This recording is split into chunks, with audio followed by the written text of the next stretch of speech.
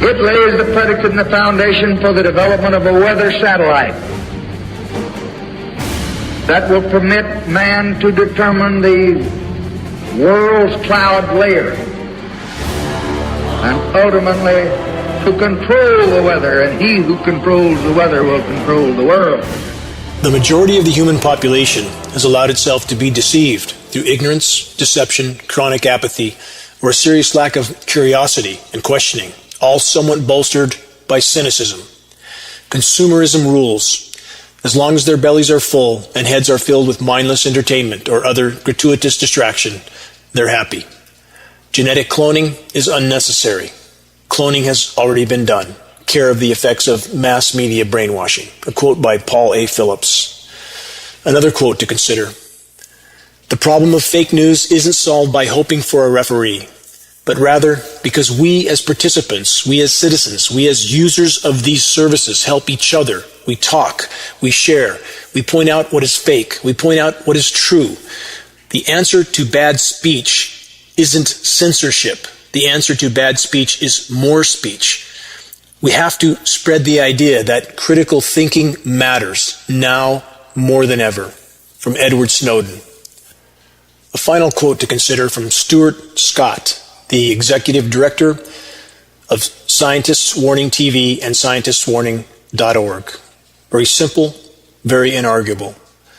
Mr. Scott said this: you can't have a society that enriches people based on the destruction of nature that functions with over 7 billion people all trying to do the same thing. We are certainly seeing the results of that equation, and it's getting worse by the day. In this broadcast, Breaking Frontline reports on the latest round of assaults on the biosphere by the global climate engineering cabal.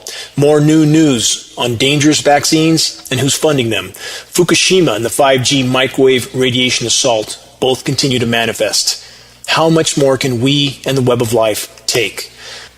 To all those that continue their commitment to the greater good, that continue to do their best to sound the alarm, to wake others, and to try and alter our current course, I wish to express to you my deepest and most sincere gratitude. Our combined efforts can yet make a difference, but we must make every day count. Breaking headlines in a moment. This is Dane Wigington.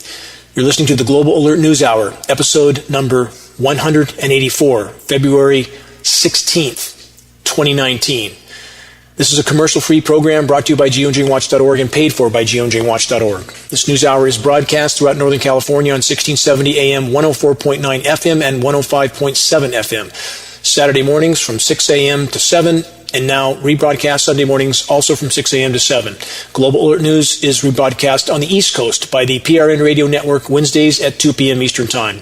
Recordings of this broadcast can be found at geoengineeringwatch.org under the recent top stories and radio sections. If you're aware of any radio station that may be willing to pick up the commercial-free Global Alert News Hour, please let us know. We'll gladly provide the downloads of our broadcast to other stations for free. Our only goal, as always, is to sound the alarm, to help wake the masses, and to help turn the tide. If you're in the Reading area, free geoengineeringwatch.org informational materials can be picked up from Orchard Nutrition. For those not in the Reading area, the latest geoengineeringwatch.org awareness-raising materials can be ordered from the homepage of geoengineeringwatch.org for our approximate cost of producing and shipping. In regard to raising awareness, staunch ally in the fight to expose and halt climate engineering, the GEMFAIR Group, GEMFAIRE, their events this week started yesterday, ends tomorrow. Santa Barbara, California, Earl Warren Showgrounds, geoengineeringwatch.org informational booth there, free materials there. You can get in for free if you tell the ticket person why you're there to help us to raise awareness on this most critical issue. Next week, Costa Mesa, California, February 22nd through February 24th at the OC Fair and Event Center. Week after, Del Mar, California, March 1st through March 3rd, Del Mar Fairgrounds. Show up if you're in those areas. Show your support for GEMFAIR for helping us to bring this most critical issue to light and to a halt. Again, our most sincere gratitude to the GEMFAIR Group for facilitating a geoengineeringwatch.org fully stocked informational booth at every single event. Moving on, with so many industrialized nations still only being concerned about the economic house of cards Ponzi scheme, while the biosphere and the climate implode from every direction. How's the economy doing really?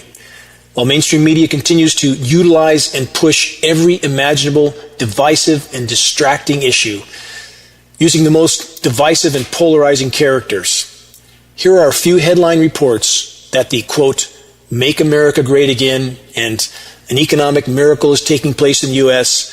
and the, quote, "Economy is better than ever" liars won't tell you. Here's the headlines. Red flags emerge as Americans' debt load hits another record. Second headline, U.S. national debt tops $22 trillion. Another headline, Eurozone industrial production falls more than expected in December.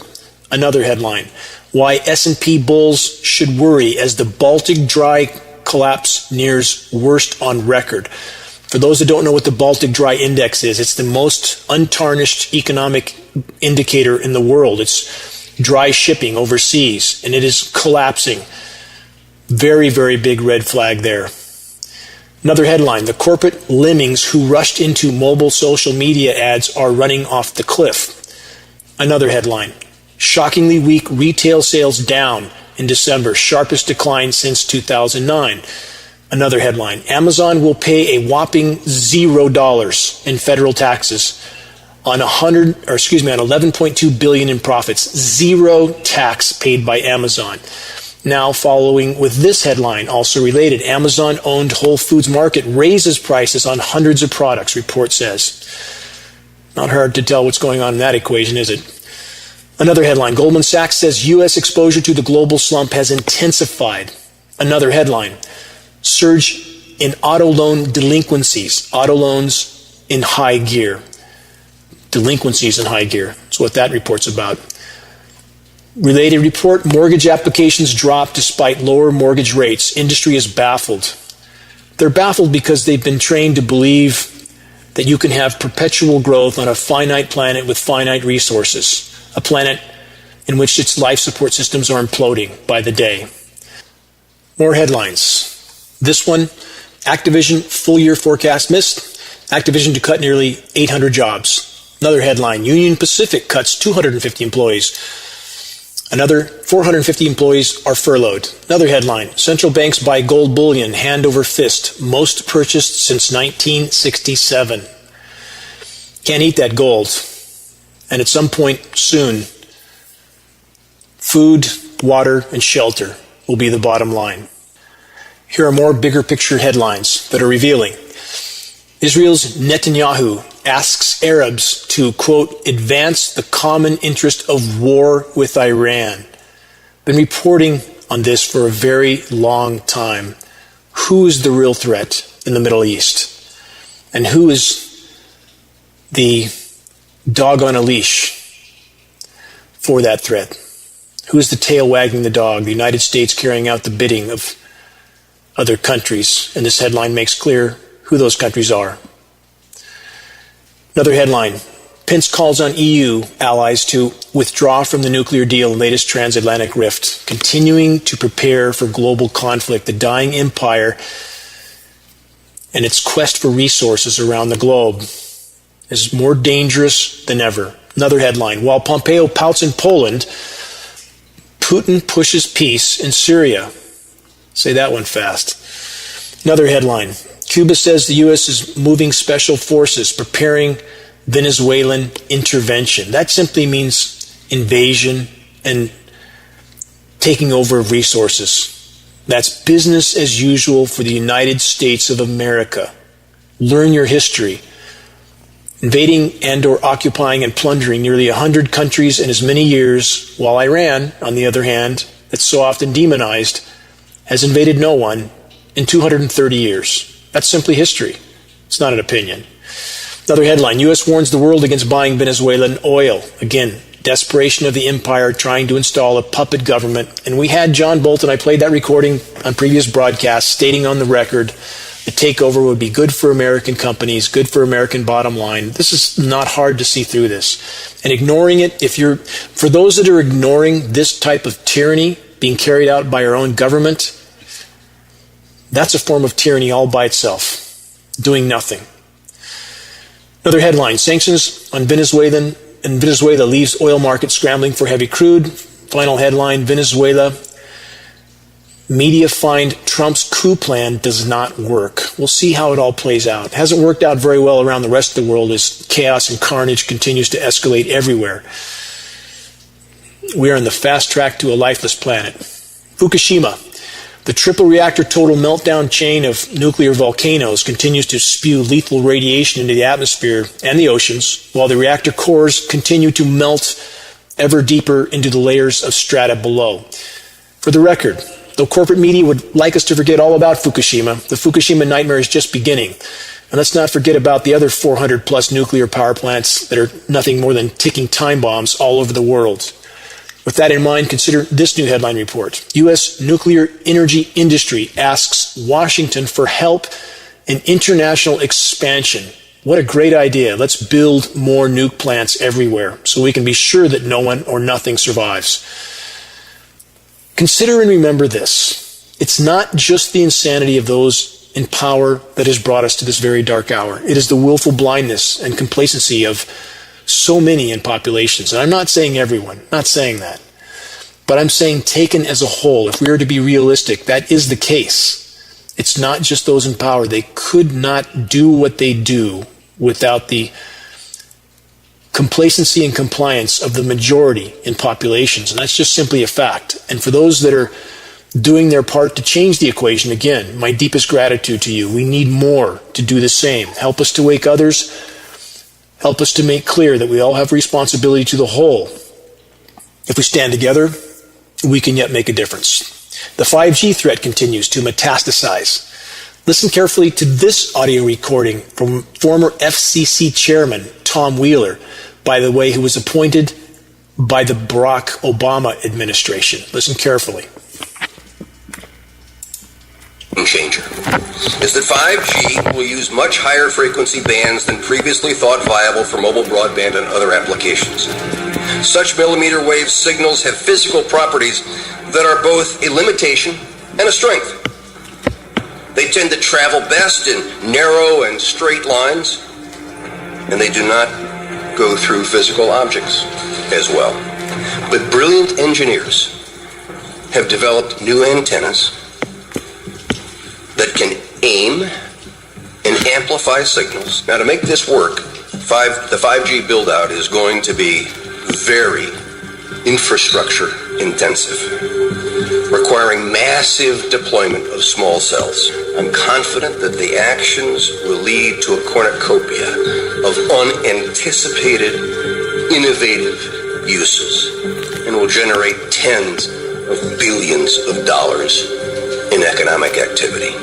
And that's damn important, because it means that U.S. companies will be the first out of the gate. And that is why 5G is a national priority. And stay out of the way of technological development. Unlike some countries, we do not believe that we should spend the next couple of years studying what 5G should be or how it should operate. The future has a way of inventing itself. Turning innovators loose is far preferable to expecting committees and regulators to define the future. We won't wait for the standards. We're already seeing industry gearing up to seize this opportunity.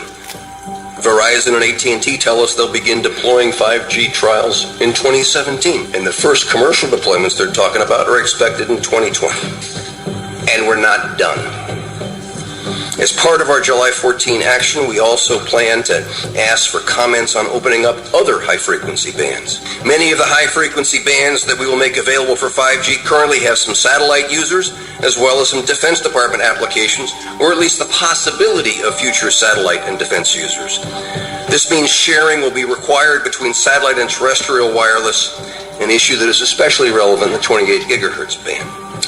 But if anyone tells you that they know the details of what 5G is going to become, run the other way. If something can be connected, it will be connected. Hundreds of billions of microchips connected in products from pill bottles to plant waterers. We must reject the notion that the 5G future will be the sole provenance of urban areas. The 5G revolution will touch all corners of our country. A lot more antenna siting decisions by local governments and tightened our shot clock for siting application reviews. America's local governments will play an important role in determining how we fulfill this national priority. You can be sure of only one thing. The biggest Internet of Things application has yet to be imagined. Tens of billions of dollars in economic activity. And that's damn important. Let's ponder that one for a moment. The FCC chairman, former chairman as 5G was rolling out and it's manifesting again now, stating clearly what matters most is the tens of billions of dollars in economic activity. No consideration for the dangers, the safety issues, and he stated anything that can be connected with 5G will be. 5G is used for crowd control by militaries.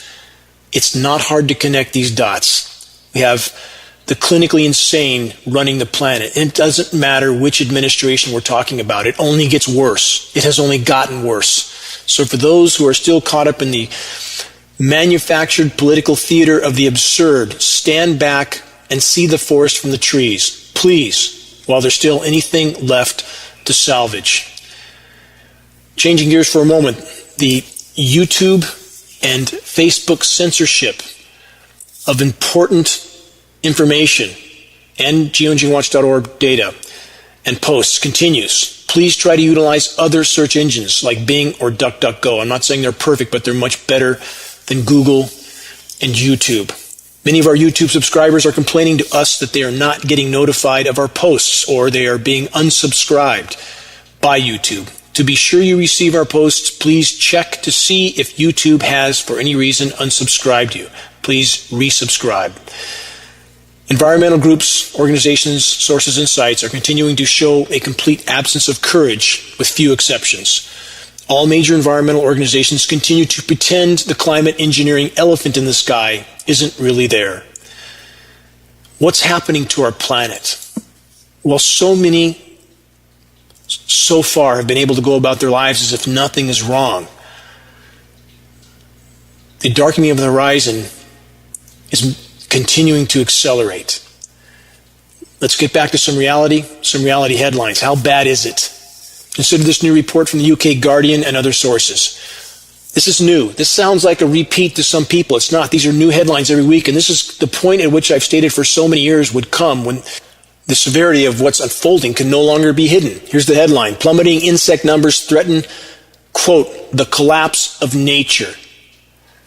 To be clear, if nature dies, we will die. This fact should be very apparent to any that are even slightly awake. And even while Earth's remaining life support systems unravel, how many are still caught up, again, in the power structure orchestrated political theater of the absurd? How's the human population doing? Consider that every other commercial on mainstream TV is from the medical industrial complex, pushing their latest toxic concoctions to treat every imaginable form of disease, dementia, and breathing disorders. The human race is succumbing also to the toxic sea we are all swimming in. And the so-called treatments, perhaps the worst of all. Yes, on the current course, the human race will not be far behind the demise of the insects. From Vox.com and other sources, this new report of our dying planet. California has 149 million dead, dry trees ready to ignite like a matchbook. 18 million trees died just last year. These numbers are very conservative, by the way. The actual numbers are much, much higher. Report finishes with this. That poses a huge fire and injury hazard. This is new, as if recent summers weren't bad enough. Report states this. On Monday, the state received a fresh warning sign of why the risks of massive, devastating blazes are growing. More on the horizon for us. And I want to state again, single greatest cause of the epic wildfires is climate engineering, not denying anthropogenic global warming at all. That's absolutely real. We've been horrible stewards of our planet, but in the case of the epic wildfires, go to the homepage of geoengineeringwatch.org, search and read the engineering wildfires section so you will better understand how connected climate engineering is to those wildfires. Condemning news continues to come in on the irrefutable dangers of vaccines and on the criminals who push them. Here's a new headline report from the vaccinereaction.org site and other sources.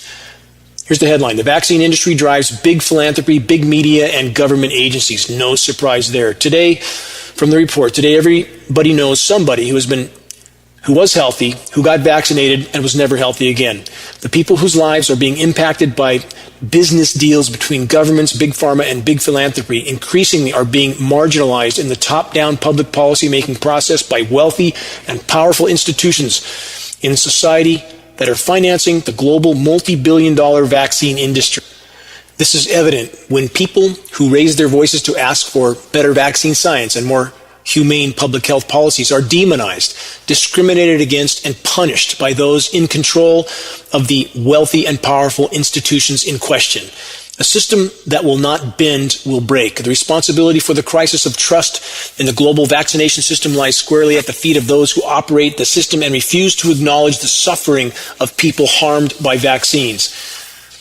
Final excerpts. Congress appropriated nearly $90 billion to the U.S. Department of Health and Human Services in 2018, and the biggest line item in the CDC's $11 billion budget was the Vaccines for Children program.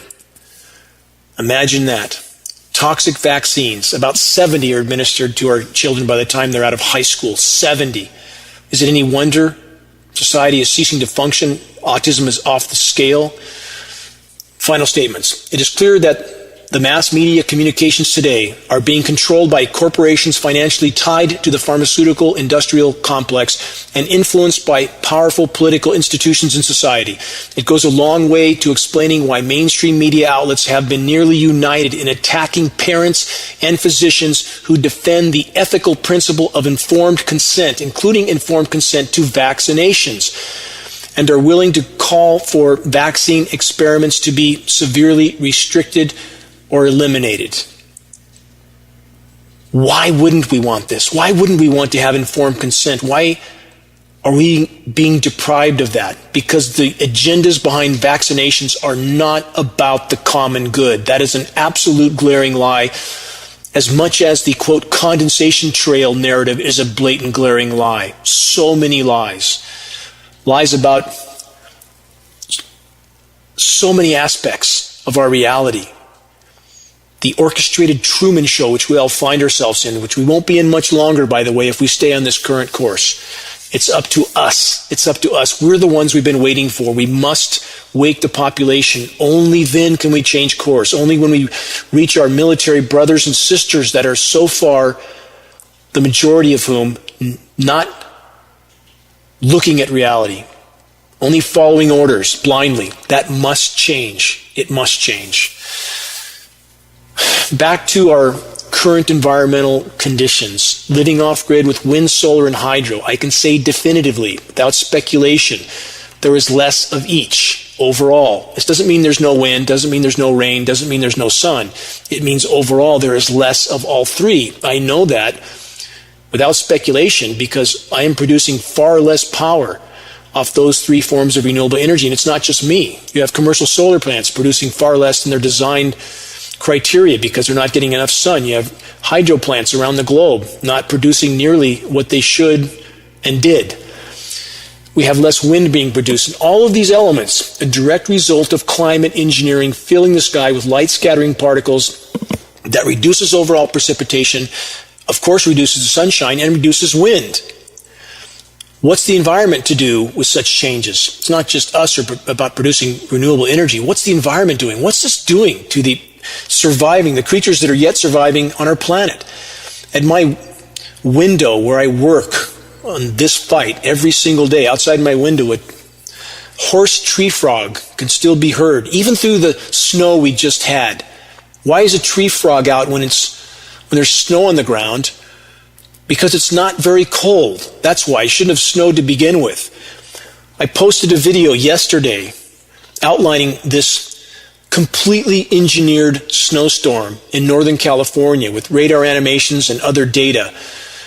This 2 foot plus where I live of snow that started in 43 degrees, that crushed trees, did who knows what damage to the environment as a whole, this tree frog croaking through it all, amazingly, gone in 2 days, in 48 hours. In fact, look at the photo at the bottom of this post, and you will if you match that with the video I took on the day of the snow, where you couldn't see anything but crushed trees and knee-deep snow, gone 2 days later. 2 days with temperatures back in the 50s. These are not natural events. They are absolutely not natural. They're being engineered. More on that later in this broadcast. Let me go through some headlines first so it will all make sense. I want to give enough dots to make sense. Enough dots to form a clear, bigger picture. Backing up for a moment, though, to the environment and what's happening in the environment, let me cover a few more headlines from RTTV and other sources. Listen closely. This is not some French internet yarn. It's a mainstream reporting story. Quote, zombie deer brain disease spreads to 24 U.S. states and Canada and increasingly threatens humans. From that report, an incurable mad cow-like brain infection nicknamed zombie deer disease that causes deer, elk, and moose to behave strangely and aggressively has spread through half the U.S., and some fear it may soon turn up in humans. This sounds like a script from a sci-fi movie, doesn't it? And where do these ailments come from? We know there's about 400 biolabs experimenting with every pathogen that we could probably ever imagine. There is a lot going on that so many don't even want to begin to think about. It is that bad. From the report, continuing, chronic wasting disease, known as CWD, renders its victims uncoordinated, confused, and aggressive, while also causing them to lose weight and eventually their lives, giving rise to the nickname zombie deer disease. Sick animals walk in repetitive patterns and lose all fear of humans, developing a vacant stare. Like mad cow disease, CWD attacks the brain and spinal cord and is believed to be caused by prions, infectious proteins that travel in bodily fluids and remain contagious for years after leaving the body of their host. Though some scientists have scoffed at the notion that this can be transmitted to humans, others see history repeating itself. Quote, it is probable that human cases of CWD associated with the consumption of contaminated meat will be documented in the years ahead, said Michael Osterholm, director of the University of Minnesota Center for Infectious Disease and Research Prevention. He warned lawmakers at the Minnesota Capitol, saying this, it is possible that the number of human cases will be substantial and will not be isolated events. More from the report. Minnesota is currently in the throes of its worst ever CWD outbreak. The disease is incurable, and its latency period means symptoms can take as long as a year to show up, meaning a hunter could shoot a healthy-looking deer and take it home for dinner without knowing he was consuming infected meat. A Canadian study last year demonstrated that macaws fed with CWD-infected meat developed the disease, leading a Canadian authority to issue a health advisory. The CDC merely, quote, recommends against eating infected deer. CDC is, the Center for Disease Control in the U.S., is not there to warn the public about dangers. It's there to mask dangers from the public. Be clear on that. That's what the CDC is about. From vaccines to this wasting disease, CDC is there to hide dangers from the public. U.S. wildlife agencies say eating the virulent venison is a, quote, personal choice. A personal choice. No warning of the threat. No substantial warning at all. Final excerpts from the report. If Stephen King could write an infectious disease novel, he would write about prions like this, Osterholm said, reminding Minnesota lawmakers that public health experts and beef industry executives refused for a very long time to believe mad cow could infect humans as well, until researchers confirmed the presence of its human variant, Creutzfeldt-Jacobs disease, in people who had eaten infected meat. CWD infection rates are sky high among some U.S. captive deer populations, reaching 79% according to the CDC. Question: how much of this type of insanity that's going on our planet right now is not nature, but biological warfare? And for those that don't believe that, read about Deer Island. Lab 273 and the likely origin of Lyme disease. How many is that infecting? Biological experimentation turned loose into nature. We are not dealing with sanity for those at the top. We are not dealing with sanity. So many say, why would they do this to themselves? Again, I've answered that question so many times, from climate engineering to nuclear bomb detonations to Fukushima. I could go on and on. But we have so many examples of what they are doing to themselves because they are not sane. Power is completely addictive. We are dealing with a cancer whose only intent is to proliferate until it kills the host, including all of us with the host. And that is the path we are on. That's the fact of the matter. Much going on the horizon while we are watching the political theater of the absurd on every mainstream station. Doesn't matter which one it is, Fox, CNN, MSNBC, Democracy Now! It doesn't matter. They're all on the power structure payroll. All of them, including, again, far left, supposedly independent news like Democracy Now! Absolutely on the power structure payroll, starting with the Ford Foundation. It's up to us to find out what's happening on the horizon and to do our part to make a difference for the better. On to the biosphere, the climate and the ongoing weather warfare assault by the climate engineers. This new headline from MauiNews.com and other sources. Follow me through with these dots and then form a picture when you have enough dots to do so. Winter weather wreaks havoc across country. Snow and ice closed down part of a national park in Hawaii. While downpours and strong winds took power lines down and trees, and high surf pushed boats ashore in West and South Maui, winter conditions were brought on by this powerful storm tracking southward toward the Hawaiian Islands, bringing a band of enhanced moisture and predictions of up to 3 inches of snow on the highest elevations in the Hawaiian National Park. Shortly after noon on Sunday, the Summit District was closed due to snowy and icy roads, as well as power outages throughout the district. Across the region, strong winds and rains took down multiple trees and power lines, causing long-lasting outages. More on the anomalous and record Hawaiian snow in a moment, but let me stop here for a minute. I want to ask a question. Why are so many trees now toppling and breaking apart in storms? Certainly we should expect some trees to succumb to strong storms. I'm not arguing that. But now it's epidemic. I grew up near the bottom of the Cajon Pass in Southern California, next to the San Gabriel Mountains. Incredibly strong Santa Ana winds would often tear down through the pass at far above hurricane force strength. And even with rain-soaked soils, there were not nearly as many tree falls as there are now, even with far less intense winds. Why? Because tree root systems are dying back just as the tree crowns are dying back. As I've stated numerous times in the past, my father was an arborist. I worked with him as a boy. I was on the front line of storm damage to trees. I've also been directly involved with large-scale forest and habitat restoration projects, 6 of them with state and federal agencies.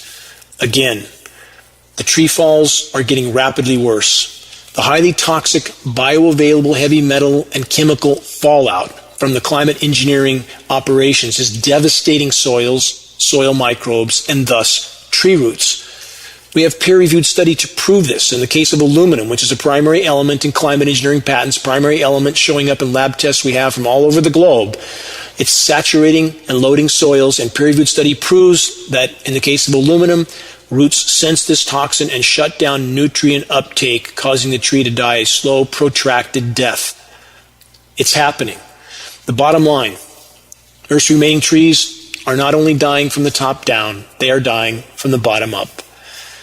Back to climate engineering, the climate engineering assault, and the headlines the weather makers are trying to create. One more on the Hawaiian snow. This report from sfgate.com and other sources. Hawaii recorded what may be the lowest elevation snow in state history. That's the type of headline the climate engineers and the power structure love, because it fortifies the false narrative that there's no global warming or the planet is cooling or other absurdities. This is climate engineering. Chemical ice nucleation for weather modification. Again, search the engineered weather section at geoengineeringwatch.org. From this report, interestingly enough, there were no temperatures mentioned, no surface air temperatures. What were the surface air temperatures when the snow first began to fall, the higher elevations on the islands? More on that in a moment about the temperatures. First, more new headline reports again covering engineered winter events, the types of headlines the climate engineers are trying now more than ever to create. And then we'll get to the bigger global picture after. Another report from SFGate and other sources. Snow falls at sea level in Northern California beaches in Humboldt County, which was dusted by powder. From that report, a thin layer of snow dusted beaches in the far reaches of Northern California. Here's another sensationalized report on anomalous snow in the state that just suffered through a summer of worsening record heat and wildfires. Here's the report. Bay Area stunned with snow-covered hillsides after unusually cold storm earlier this week. But let's look at another headline from the same source, from the same period of time, from the San Francisco Bay Area. The same source said this: temperatures stuck in the 50s for at least a week.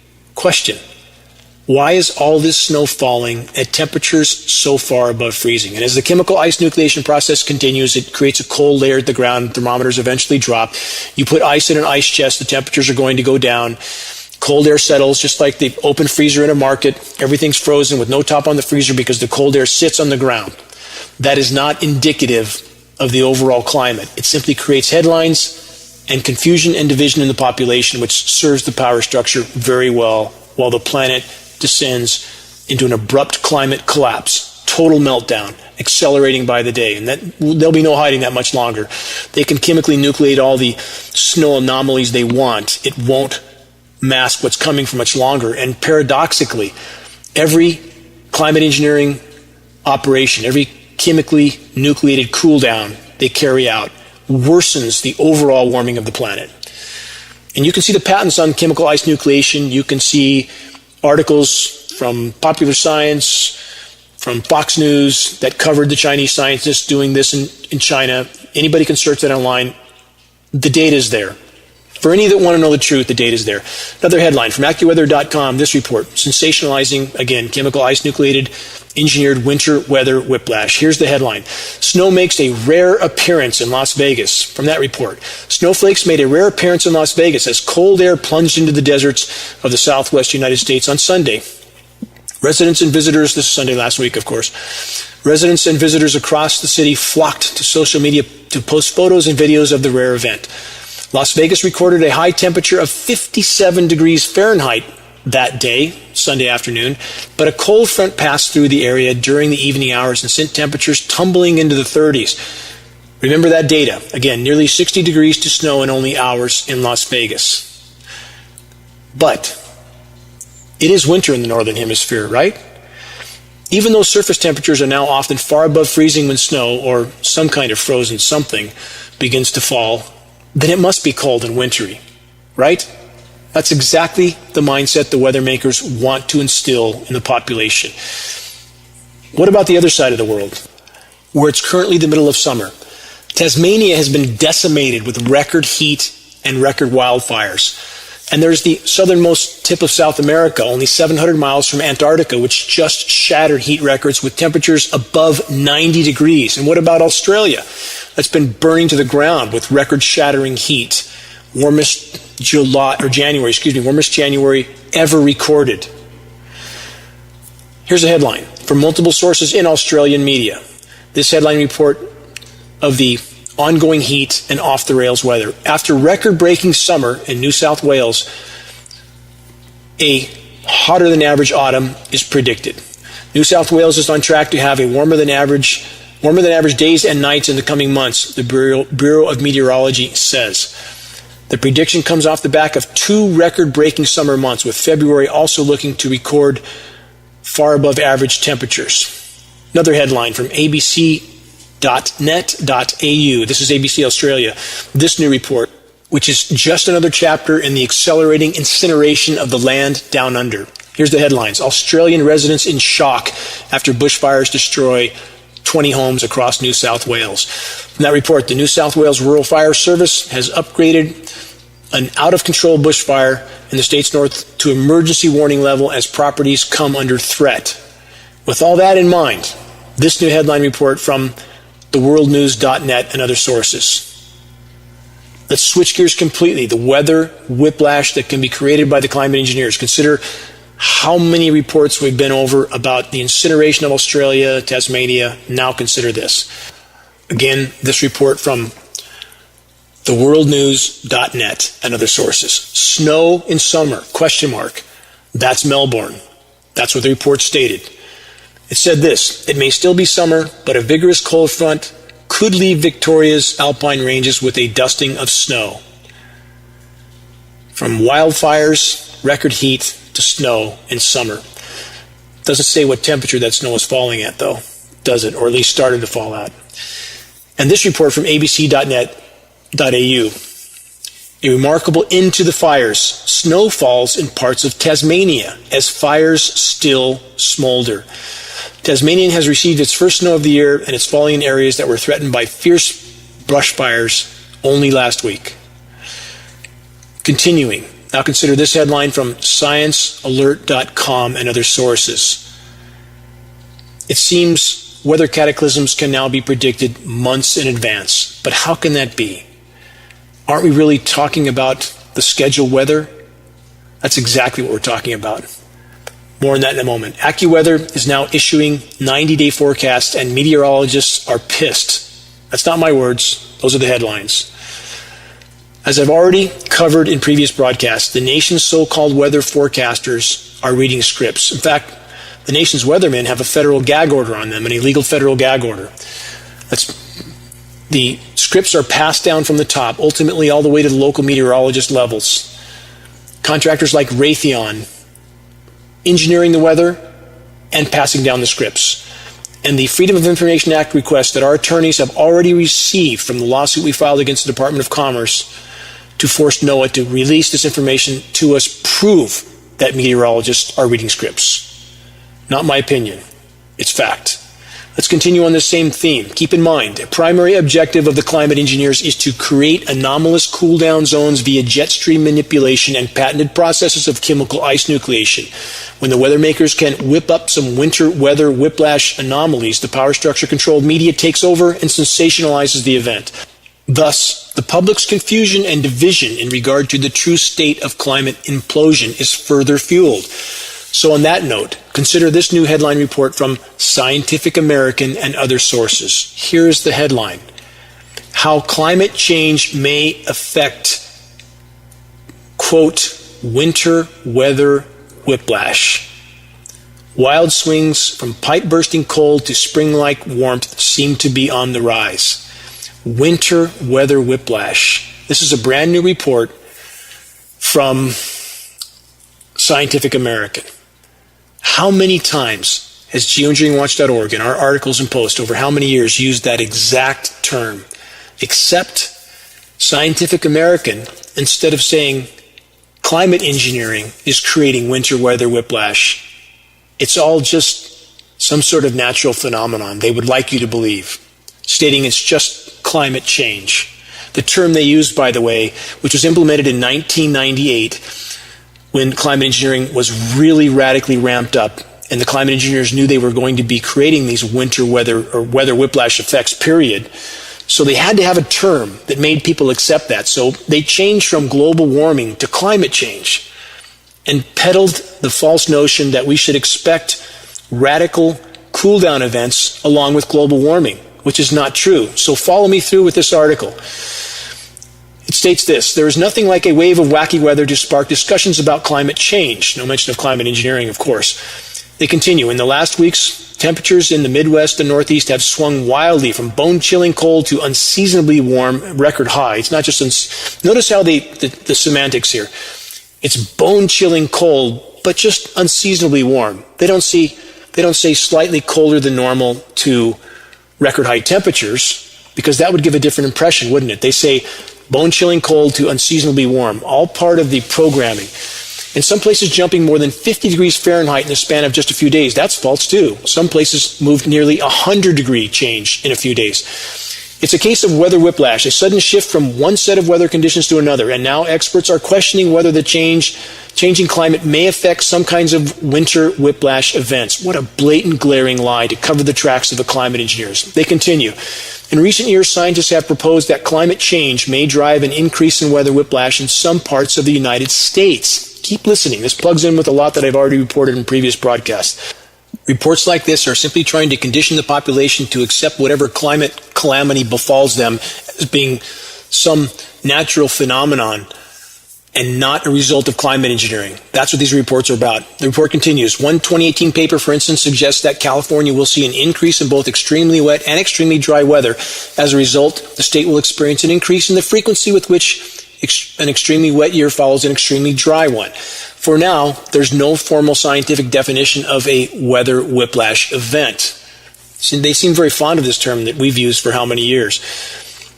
They continue, it's been loosely defined as a kind of collision of circumstances where you have a swing in weather that is out of alignment with what would be considered, quote, normal, or is considered, quote, expected. Scientists say these kind of events can have major implications for human societies, which makes them important to study.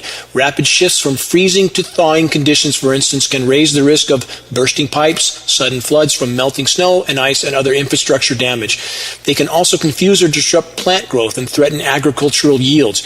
While research does suggest the, quote, polar vortex may be shifting its position more frequently in recent years, and these shifts often do seem to occur around the same time as warm spells. I've been over this. They create a heat dome over one area, diverting the jet stream up and around, the case in the heat dome in western U.S., pulling cold air down from the Arctic, naming it polar vortex to make it seem normal, as ionosphere heaters create this type of heat dome. This is documented fact. And institutions like Scientific American exist to cover the tracks of the climate engineers, to convince populations that the completely unnatural and engineered is somehow nature. That whatever the cause is, it's something out of our control and something that has nothing to do with what we've done and are doing to the planet. And that's simply not true. Countless forms of anthropogenic activity, again, have affected the planet. Any form of human activity that affects the energy balance of the planet affects the functioning of the biosphere. That's a form of geoengineering. All forms of human activity. That must rationally be acknowledged. The planet doesn't know the difference between a particle sprayed from the back of a climate engineering aircraft or that is pumped out of a smokestack. The atmosphere doesn't know the difference. All of it affects the energy balance of the planet. And by the way, again, to state statistically on the record, and please look up everything I say. Please don't believe anything I say. Look it up.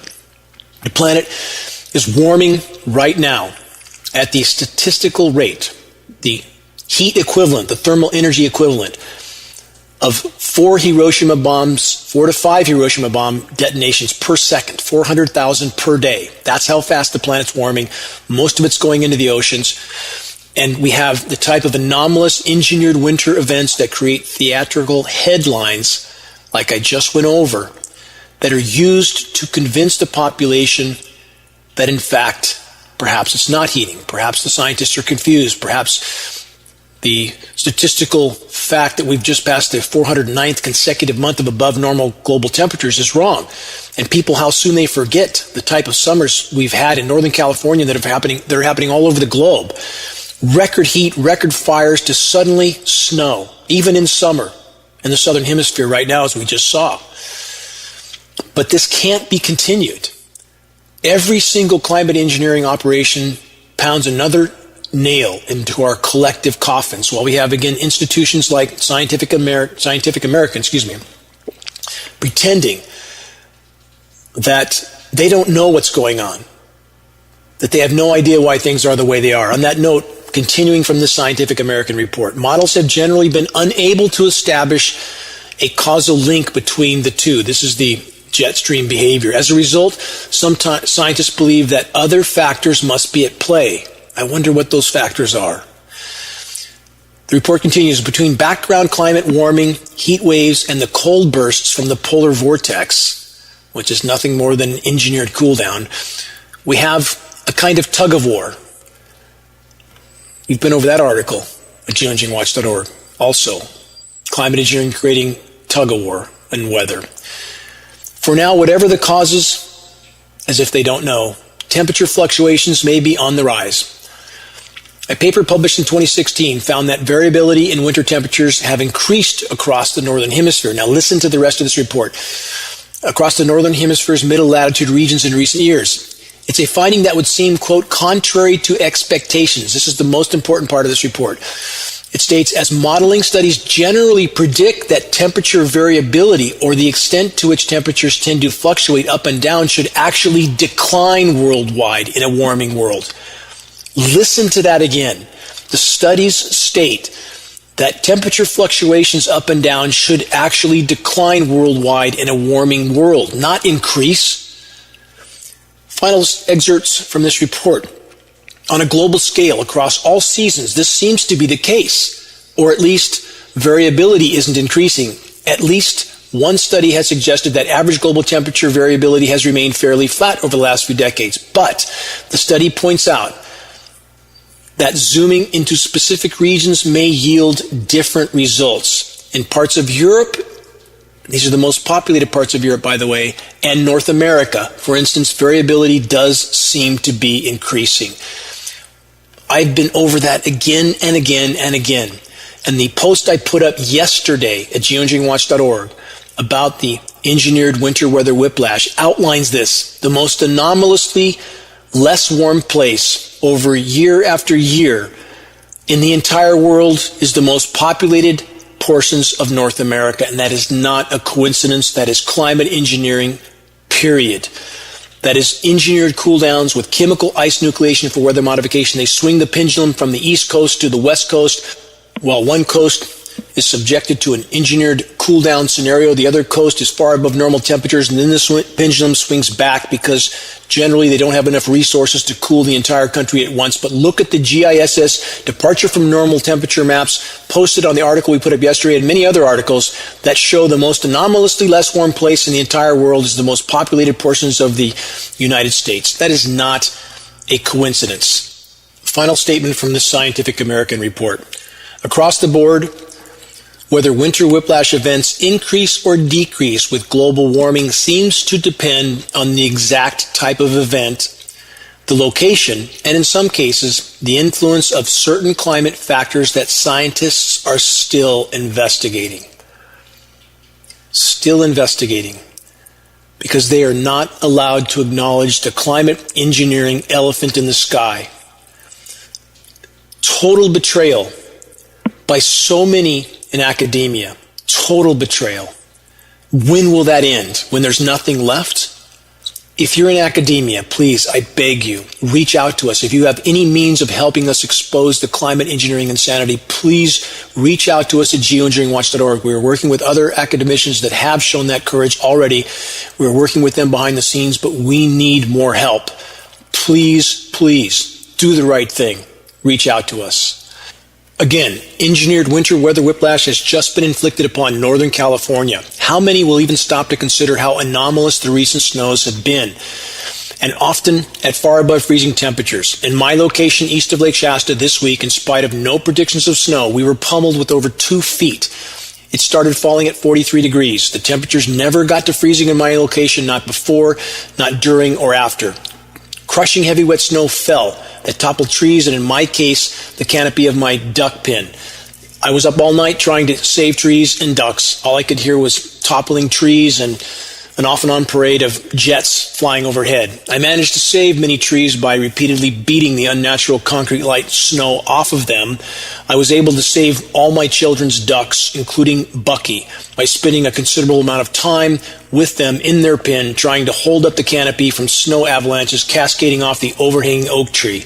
48 hours later, the snow, over 2 feet of it, was all but gone, with temperatures in the 50s. The damage done in the region to infrastructure, to the trees, to wildlife, from the weather warfare insanity continues. And this story is being carried out all over the globe. To those that truly care about the future of our children and of the web of life, please please investigate. Please abandon preconceptions, ideology, and bias, and investigate the data. On the top toolbar of the geoengineeringwatch.org homepage, there are section links for engineered drought, engineering wildfires, and yes, engineering winter. Our planet's climate and life support systems have been completely derailed, and though there are countless forms of human-caused damage to the planet, climate engineering operations and the highly toxic fallout from them are the single greatest and most immediate threat we collectively face short of nuclear cataclysm. If we were to have any chance of exposing and stopping the ongoing weather warfare, reaching a critical mass of awareness is key.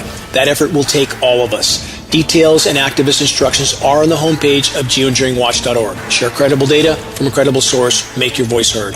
Well, it can still make a difference. Until next week, this is Dane Wigington with geoengineeringwatch.org.